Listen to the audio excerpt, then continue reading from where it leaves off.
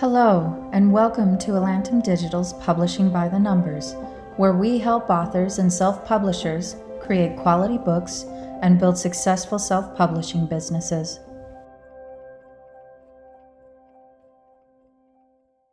Hi, guys, and welcome to the Publishing by the Numbers podcast. I'm Janet Brown, and I'm here today with my two amazing co-hosts, Virginia Anderson. Hi, Virginia. Hello. And CJ Anaya. Hello. We are on podcast number 6. I can't believe we're already up to 6. It's 6 weeks that we've been doing this. And, you know, when we first started, I wondered if we were going to manage 3 before we got distracted because we're busy. Not because we're easily distracted. We're just busy. But here we go. And this is number 6. I hope everyone's able to join us for last week's podcast with Dane Cobain, who is amazing. Please remember to pop over to elantumdigital.com where you can find the show notes from that show and connections to Dane and his amazing horrific works. I keep looking at them and going, I should buy them, but they will scare the crap out of me. So I haven't made it that far. But anyway, this is podcast number 6, and today we're going to talk about short works. And so I'm going to take a little bit of the lead here for a minute, and then I'm going to shoot it off to my lovely co-host. But we wanted to talk about this because very often in the publishing industry, there's lots and lots of emphasis on the novel. That, you know, the novel is the way to do all of the things. And the novel is wonderful. Fiction or nonfiction, novels are amazing. But there are a lot of different things that you can do that aren't just novels. And a lot of it is what we call short fiction. So when we break it up, and there are a whole bunch of different ways that people will say this is where the breakdown is, the word count that means it's short or long or whatever. But what we tend to get is anything under about 40,000 words, give or take, is considered short fiction. And sometimes it's termed, there's novellas, there's novelettes, there's flash fiction, there's short stories. And again, everyone you ask will argue different exact word counts for it. But the idea being that there's a lot of space there for shorter works. And especially when we get into nonfiction, you can do that same thing. These can be articles, and these can be for journals, and there's a whole bunch of things you can do with nonfiction in this space. And we wanted to talk about it because it's an interesting space, not only for practicing your writing, because there can be some great practice that comes out of writing short. It forces you to think about your words. It forces you to do a lot of things. But there's actually some great marketing and some great profitability that can come out of that. You can make good money writing short works. And that often kind of gets glazed over because everybody kind of worships at the altar of the novel. But there's some good things that come out of this. So we're going to go to Virginia, and we're going to talk about nonfiction for a minute, hit our nonfiction first. So where, as a business person, do you see nonfiction, short nonfiction being useful? Just a step back, I do want to say that for a lot of writers, before you make that, $1 million breakthrough with your bestsellers on all the bestseller lists, you still have to eat. You still have to put food on the table, and that's where it's good start with those shorter stories to put food on the table. So there's a lot of platforms where you can monetize your writing, fiction or nonfiction. So you have short story. You can publish short stories on Kindle. For example, you have those short reads, and it's categorized by the length, not so much, how many words, but length, like under 30 minutes read, 1 hour read, 2 hours read. So this is one place. There's a platform that I really like, Patreon. Patreon. So it's Patreon. So it's a platform where you, as the creator of those short stories, you can build like a membership, and you can build a community and connect with your audience. And so it's a paid membership. So you decide how much you want to be paid, and you have this those loyal followers who will join you and have access to those content that's exclusive to them. So no one else can have access to this kind of content. So this is a really great platform to start building that community, your tribe. So magazines, online blogs, these are a great place to offer your writing services. Those really big websites, like say if you're interested in interior design, Home and Garden, they are posting they have new fresh content every day, all the time. So, and they need people to write this kind of article. And if that's something that you're interested, you can offer your services and be a writer for them. Even places like, we talk about entrepreneurs magazine. I think it was episode 3 where we had this trademark issue. So all those writers writing for Entrepreneurs magazine, they are really great writers. They're writing on technical issues about entrepreneurship, business. So there's a lot of different places where you can go. Did I forget anything else? I think you've talked about a lot of the big ones. So yeah, great places to take it. And it's really nice that there is that market for nonfiction, especially, and for what we call creative nonfiction. That's a lot of what you see in newspapers. So that's another one. It used to be that most of the major newspapers all had the in-house reporters and staff, but a lot of them are now taking that work and sending it out to whoever wants to anywhere in the world. Provided you can write about what they want. So there'll still be some local things. I used to write for the Deseret News here in Utah, and they would want you to be a local reporter if you were reporting on, say, a parade or a ball game, things that were happening locally. But they also had lots of hired writers who would write articles from all over the world, because they weren't things that were specific to our locale, but they were still things that were interesting to their readership. And so a lot of that work has become, pay for hire. And like you say, I always tell people that back in college, I was young and broke and I didn't know what I was doing. And so I wrote articles for Las Vegas. Las Vegas casinos needed somebody to write them articles that they were going to use to teach people how to play Texas Hold'em. And so this was how I funded some of my college bills every single month, was that I wrote for these places that they needed content, and I could write content for them, and made fairly decent money writing articles on how to play Texas Hold'em.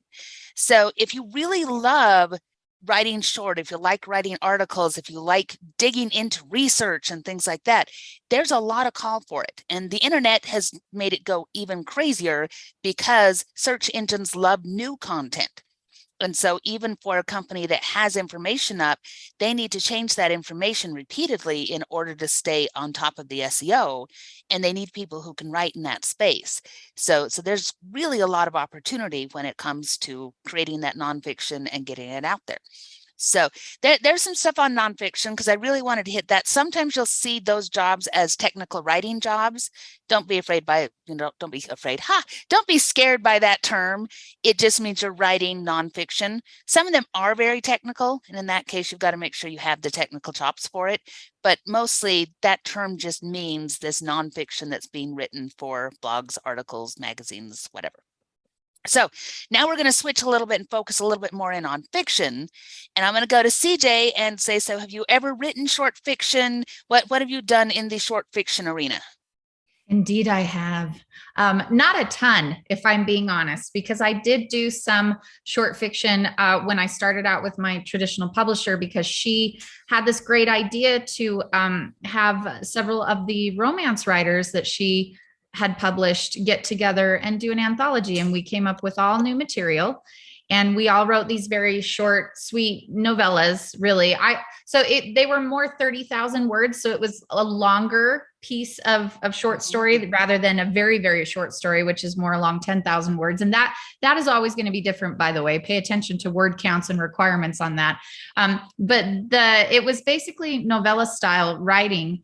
And, I really enjoyed it because we were able to share each other's audiences. We were able to collaborate, and it was fun to see what the other authors did within that space, that and the parameters that we were given. You know, what was the theme? What kind of romances were we writing? How did these complement each other? And putting all of that together and making it work really well, that can be challenging too. So that was one of my first run-ins with just writing short stories. Then I had a friend reach out to me and she said, hey, we're going to put an anthology together called Strange and Lovely. It's going to be so much fun. And I was like, okay. So I wrote a story that was much shorter. It was 10,000 words. So our stories needed to be, it was a lot more succinct. And that was actually the beginning of Paranormal Misfits. My first book, My Fair Assassin, was originally 10,000 words. And then, yeah. And the difference between Strange and Lovely, as opposed to an anthology from a traditional publisher where it just stays out there forever, is that, you know, I eventually got my rights back from Strange and Lovely. It was just up there temporarily so we could all have our own little push and share each other's audiences. And then I got my rights back and I had such an influx of interest. People were like, where we want more. We want more of Jareth and Krista. And so it grew from there. So those were kind of the two areas where I had the most experience when it came to that. And then from there, it was just very long novels afterward. But I enjoyed that experience. I think it's beneficial if you can learn how to write short stories, because I find it more challenging. You need a beginning, middle, and end to make it. And that is hard. That can be hard to do in a short piece of fiction. So I think it's absolutely worthwhile, at least to challenge yourself and shake things up a little bit. But that's been my experience with short fiction. Okay, fantastic. Well, you brought up anthologies, and so I have a Jeopardy question for the two of you. Oh, it's not really a Jeopardy question, more of a terrible Jeopardy. Probably Trivial Pursuit. Anyway, so here we go. What is the difference between an anthology and a collection? Ooh, okay. So isn't it, and now I'm going to see if I actually know the difference. A collection is lots of different stories that one person writes. Is that right? Or am I totally off? Nope, okay. Nope, you're right. A lot, like, so a collection of my books, for example, a lot of different short stories that, or even longer stories, although I think that gets into bigger territory there, where it's all written by me. An anthology is a collection of stories written by a bunch of different authors. So that's the difference there. Yes, absolutely. And that's kind of fun. And Virginia's up there going, I don't know, and I'm not going to say anything. No. I feel like, because you said Trivial Pursuit, or you said any game, I'm like, okay, the competition is out. Like, I'm ready to click on the buzzer. And I'm like, I had a sense that's what CJ said is right, but I'm not 100%. So I'm just going to pretend that, yeah, that was totally the answer I was going to give. Of course, absolutely. Yes, that was it's a great answer, and you know, you just thought it right into CJ's brain. That explains everything. We'll give V all the credit there. Good solid plan. So I wanted to pull that out though, because you do see confusion about that in the industry sometimes, and people will use the terms interchangeably, but they're not actually interchangeable, because like you say, a collection is all of my stuff, and an anthology is going to have multiple different authors that come together. And collection is something you can obviously do by yourself because it's your stories. So you just say, I'm going to put these all together and put a cover on it and call it an anthology or a collection. Excuse me, now I'm going to get the terms wrong, and put it out there. If an anthology comes from lots of different people, besides having ins like CJ does, how else do you get into an anthology? You have a great story, you want an anthology for it. What do? You beg. You beg. Begging is good. You submit. You are going to submit your story to any submission calls you can find, and there are a lot of different places that you can look. One, and I just want to point this out because I recently had experience with this doing my master's degree in publishing. We, as a group within our class, actually had to create a submission call. We actually did put together an anthology. We came up with the theme. We came up with the way in which we wanted things to be structured. And we sent that call out, and we had over, I believe, 600 people submit short stories to this anthology. And that is the way you go about doing it. And there are various places where you can find that information. You could find information in forums, in writing forums, like and Facebook groups, 20 books to 50K. Like that's a really good place where you can find some information there. Okay, I'm trying to think of other, let's see, there's the submission grinder. Word of mouth, we're always going to hear it. You can go to conferences and hear about word of mouth. Actually, for a lot of different conferences, they will actually have their own anthologies that they work on as a conference. So Superstars has their own anthologies that they will send out a call to every year, and they want members and attendees to join and to really grow and learn within that process. And it's always fun when friends that submit their stories and you submit your stories, and you guys actually get picked and are put together, and you can work together, and you can see people grow in that way. So there are a lot of different places. I think, Jana, you mentioned Indiegogo. I'm not familiar with that, but I know that there are tons of places. You check magazines, Google it, for heaven's sakes. You can find all sorts of places to actually submit your short stories. If you have something, just pay attention to their guidelines, because if they're asking for a vampire short story and you give them a mermaid short story, unless that mermaid is also a vampire, or you're able to put spin that on its head, you're not going to get accepted. So just pay attention to those types of things. But you need absolutely submit. It's a great way to get some experience and to also learn about your level. Where are you at, and are there a few things you need to work on before you can submit again? So it never hurts to submit and try. I think you just lost me after mermaid who can be also vampire. I never did say that. She was like, wait, there can be dualities in this as well? Shocking. Is that a thing? No, seriously? Yes. Yeah. I have seen it as a thing. Okay. If mermaids are grabbing sailors and dragging them down to the depths, what do you think they do with them next? They eat them. Right. They eat them, of course. They have to have fangs, right? I mean, blood sucking. So here's the sirens. Sirens are supposed to be far deadlier. I have so many comments. I'm going to keep them. Anyway. All right. So just a couple of really quick things there. A couple others is Raylan, RALAN.com, and we'll put all this in the show notes. And then you can start following small presses. So if you see a anthology and you read it and you really like it, pay attention to who published it, because very often they'll have their contact information there. If you follow their website, you'll see this is our latest call, this is our latest whatever. But when it comes to a call, you need to make sure you read those submission guidelines, because like CJ says, it's going to give you the rules for your story. But on the other side, it's also going to tell you what you're getting out of it.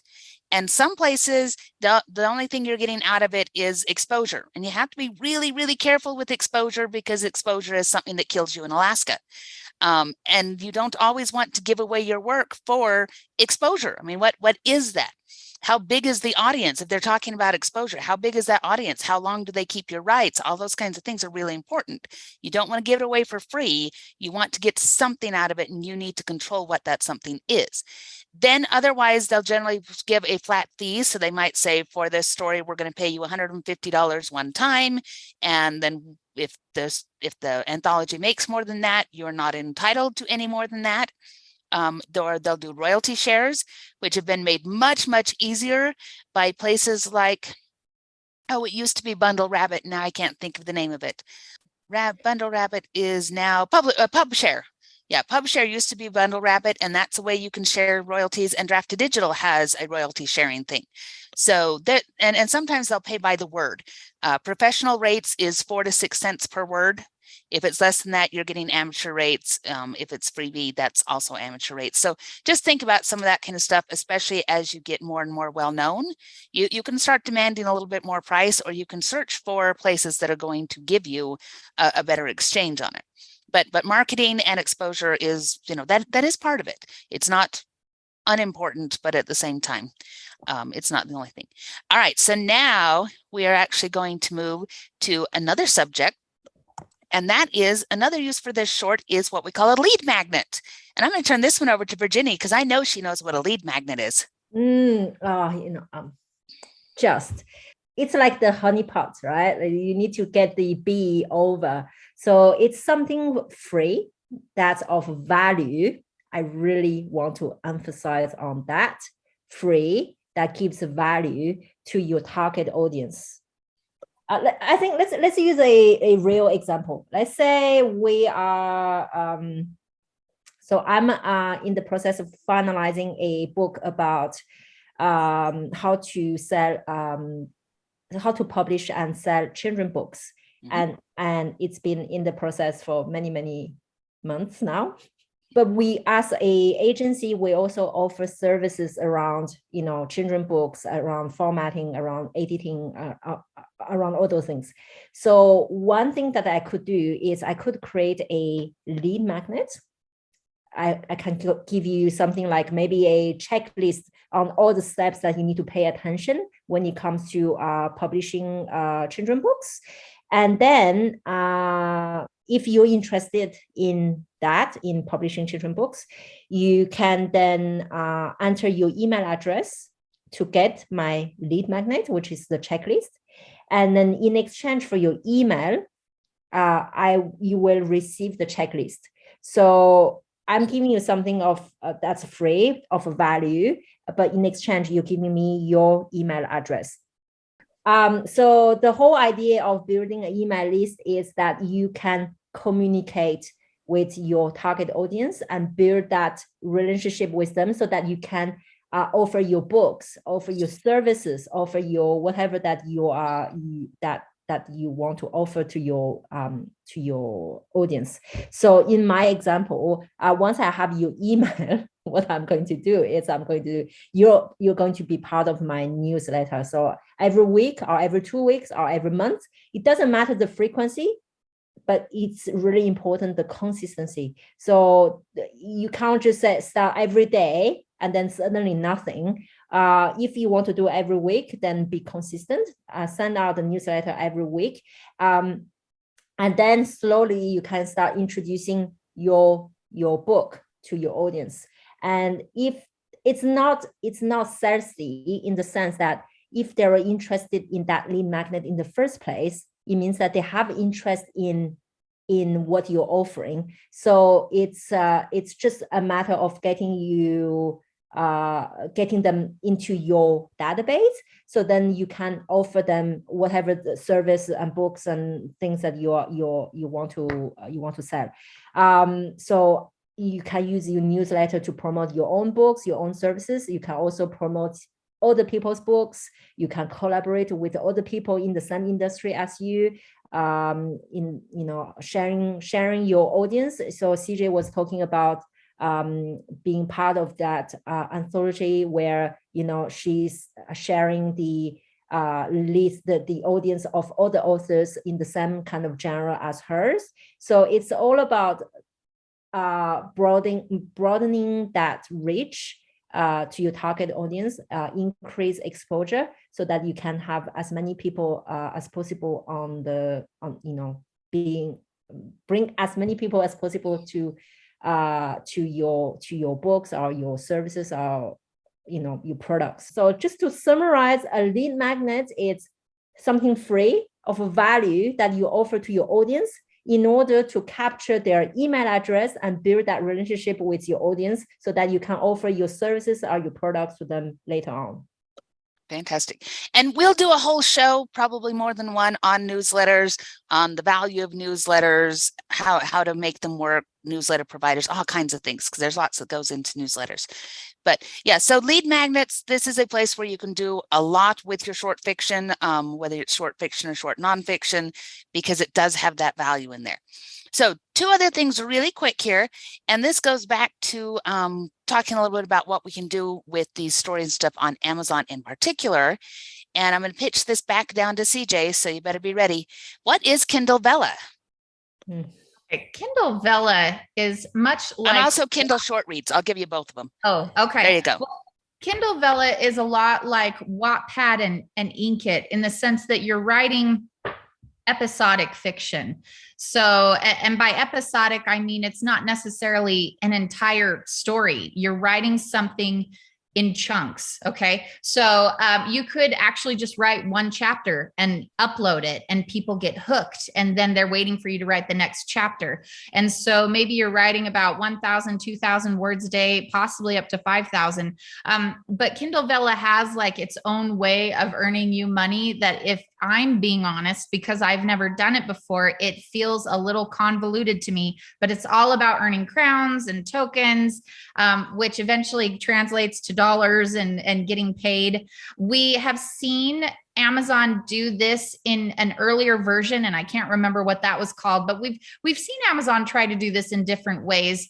And I'm not sure that the compensation is worth it long term, but we're still trying to see how that goes. I've heard of a few fiction writers enjoying it, but you do have to kind of keep it up. You need to be able to give the next installment. It's very much like a TV series. We want to see what happens next week, right? Except now we are all very impatient, because a lot of the time we get things uploaded right away on Netflix and all of these other streaming services. So I would say KindleVella is very similar to Netflix. It's like the streaming service of the reading world.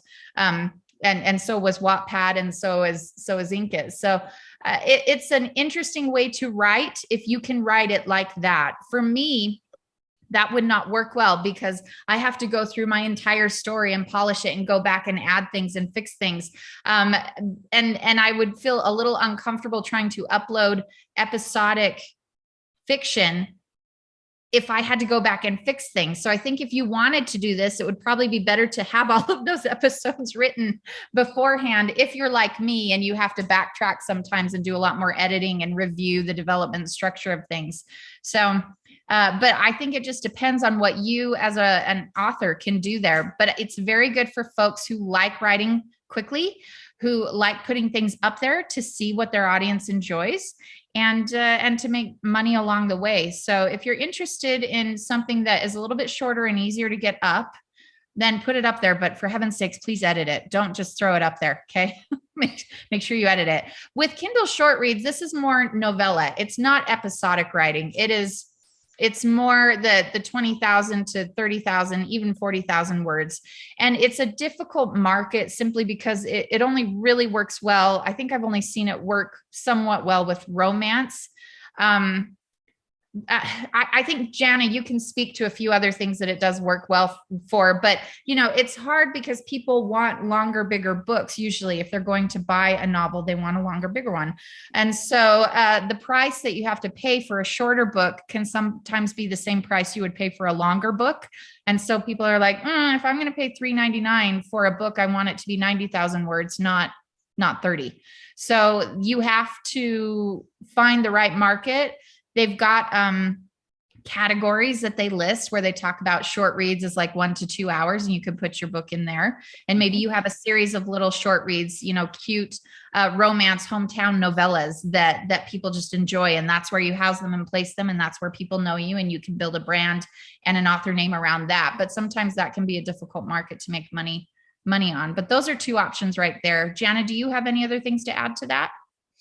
All I would add is that I agree, short reads is a hard place to make money. I find, though, it's another good place to put something that I'm treating as a lead magnet anyway. Yeah. So I have short lead magnets that I have them on places like Bookfunnel and My Book Cave and Story Origin, but then I also have them offered for free on Amazon in that short reads. So it's one more place to market that lead magnet, and those get downloaded for free through Amazon. But then I always see a bump in my other books after they read that and they go, oh, this is connected to a bigger thing. And by going to my author page on Amazon, then they're able to click through and get the rest. So that's what I use it for. I don't even try to make money with the short reads in that Kindle ShortReads program, but I do use it as another place to market my lead magnet. In that case, I'm not getting an email address for that lead magnet, but I do get the download, and then that leads into my other books. So I end up with sales coming across there. So that's what I do with that. So girls, I think that we have covered just about everything here, at least in brief. Something that you're all going to notice for our listening audience is that, especially with some of these first shows, we're hitting a lot of touch points. We want to kind of look at different areas of the industry, different things that you might be interested in. This doesn't mean that it is the last time we will talk about any of these things, particularly if we can connect with some experts.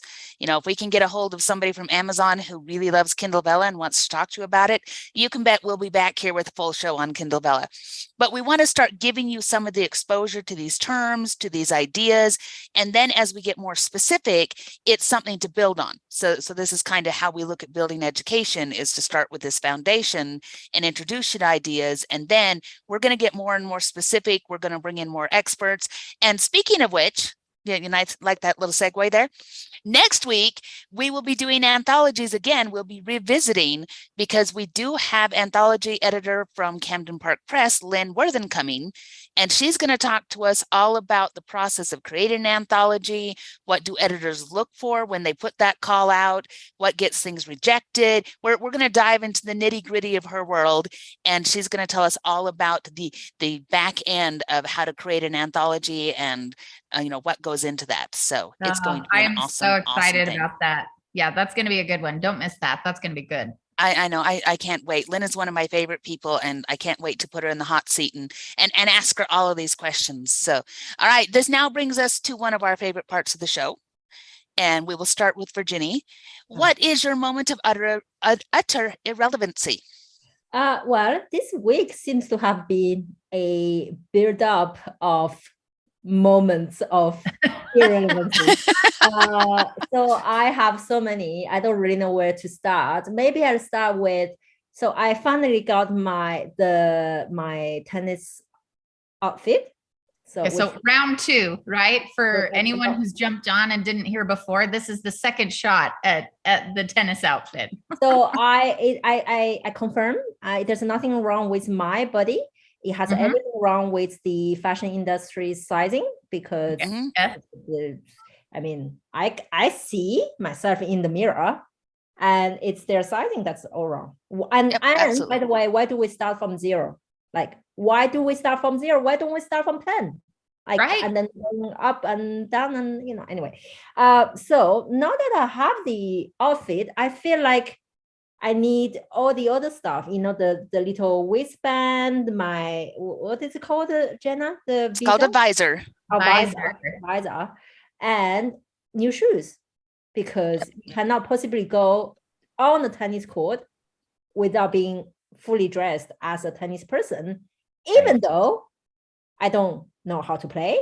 That was my next question.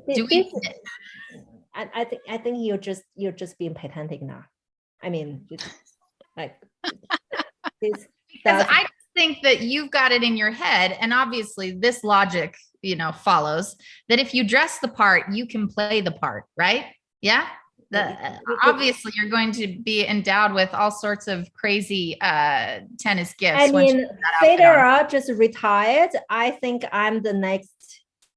It could be a thing.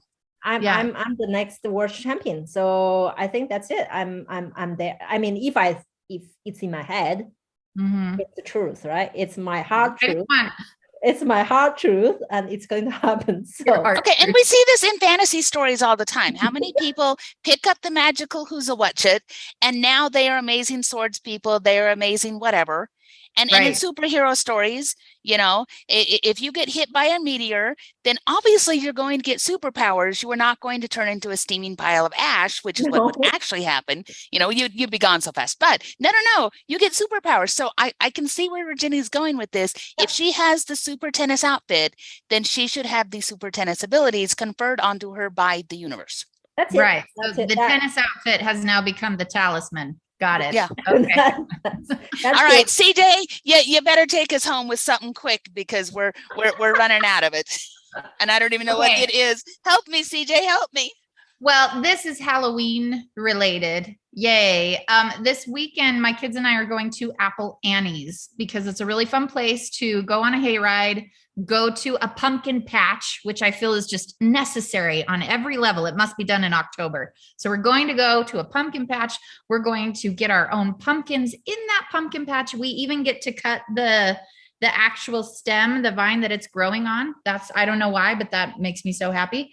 Nice. And then we get to have their yummy food. They have their own apple cider there and their own apple pies. It's just a beautiful, wonderful tradition. So that's what we're going to do this Saturday. And that is sometimes I feel like I come from a completely different planet, but anyway, really do.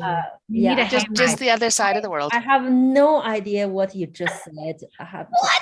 understand You've anything. never gone on a hayride and gone to a pumpkin patch and gotten your own pumpkin, Virginia? I feel like your childhood must be, we need to, like someone we all love very much. Those are all words. Those are all words. They don't mean much to you. One day we will bring you to the States and we will explain. And Jenna, what about you? Yes. Well, okay. My moment of irrelevancy is going to actually take a slightly more serious tone. So October in the States, and really this podcast will come out a little bit later in November. But in October, one of the things that is really emphasized is it is breast cancer and cancer in general awareness month. Yes. So I was diagnosed with ovarian cancer in 2020 and was really, really lucky that we got it early and that we got all of those things done. But so this is a month where I want to join the PSAs that say, if there's testing you have not done, go get it done. Because if you catch it early, then in a lot of cases, there's little things that they can do. And I had 2 different surgeries for different things and came out of it kicking on the other side, and a lot fewer complications, no need for chemo, all those things because we caught it early. And so that's my moment and it's not actually irrelevant, it's very relevant. But if there are scans that you have not done, suck it up and go get it done. Is it comfortable? Absolutely not. But I will promise you, cancer is less comfortable. Having gone through it, having had all those questions about whether I would still be here for my kid and for my family and all that kind of stuff, you don't want to go through that. Catch it early, get it taken care of, take care of the people in your lives because you just don't know. So there's my slightly more serious but relevant to moments of irrelevancy. Very, very relevant. Yes. Yeah. So go get yourself checked out. Yep. Get it checked, get it taken care of. Take care of yourself because we want to see you here next week when we will talk to Lynn Worthen about anthologies and every week after that. All right, guys, thanks for joining us. You can find the show and show notes at www.elantumdigital.com and follow the podcast on YouTube or your favorite podcast distributor. If you enjoyed the show, please subscribe and leave us a review. See y'all later. Bye for now. Bye, guys.